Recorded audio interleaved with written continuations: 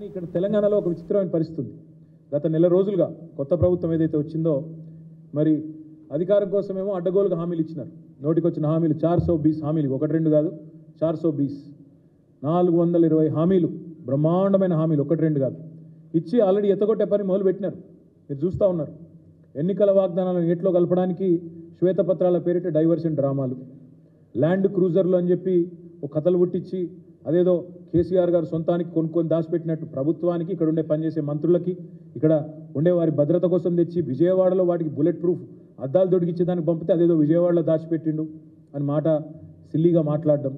ఇంత దిగజారుడు రాజకీయాలు ఏవైతున్నాయో ఇవన్నీ ప్రజలు గమనిస్తూ ఉన్నారు.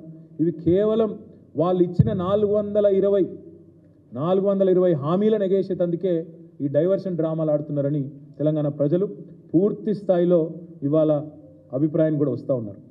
నిజానికి తెలంగాణ రాష్ట్రం సాధించిన విజయాలన్నింటినీ వైఫల్యాలుగా చిత్రీకరించి కాళేశ్వరం లాంటి ప్రాజెక్టుని కూడా బదనాం చేసే ఒక చిల్లర ప్రయత్నం రెండు జాతీయ పార్టీలు కూడా చేస్తూ ఉన్నాయి.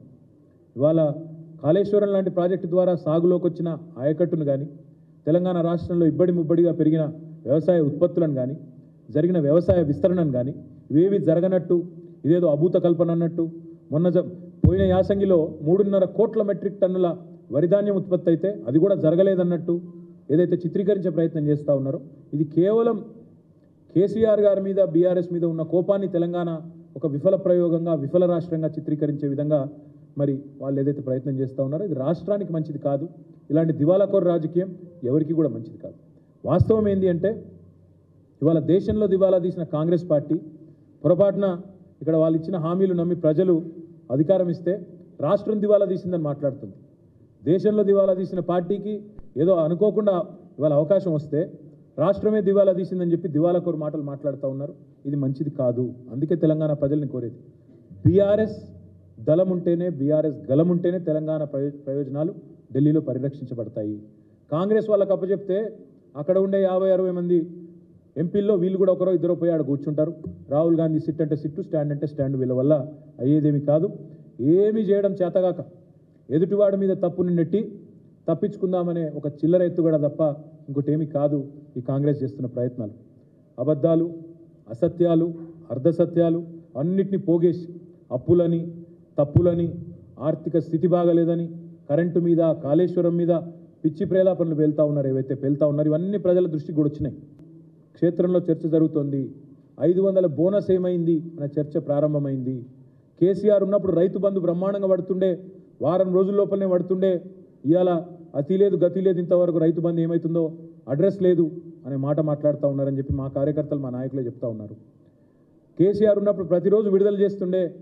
ఎంత పడ్డది ఈరోజు రైతు బంధు, ఎన్ని వందల ఎకరాలకు పడ్డది, ఇవాళ ఎన్ని లక్షల మంది రైతులకు పోయింది రైతు బంధు అని చెప్పి వారం రోజుల్లో కంప్లీట్ చేస్తుండే. వీళ్ళు వచ్చిన తర్వాత ఆ ముఖ్యమంత్రి గారు మాట్లాడే మాటలు వింటుంటే ప్రజలు నవ్వుకుంటున్నారు అనే మాట కూడా మా నాయకులు, కార్యకర్తలు చెప్తా ఉన్నారు. వాళ్ళు చేయాల్సినవి చేయకుండా తెలంగాణ బ్రాండ్ ఇమేజ్ని దెబ్బతీసే ప్రయత్నం ఏదైతే కాంగ్రెస్ చేస్తున్నదో దాన్ని బట్టి అర్థం చేసుకోవచ్చు వాళ్ళ రాజకీయ ఆలోచన ఎంత వికృతమైందో.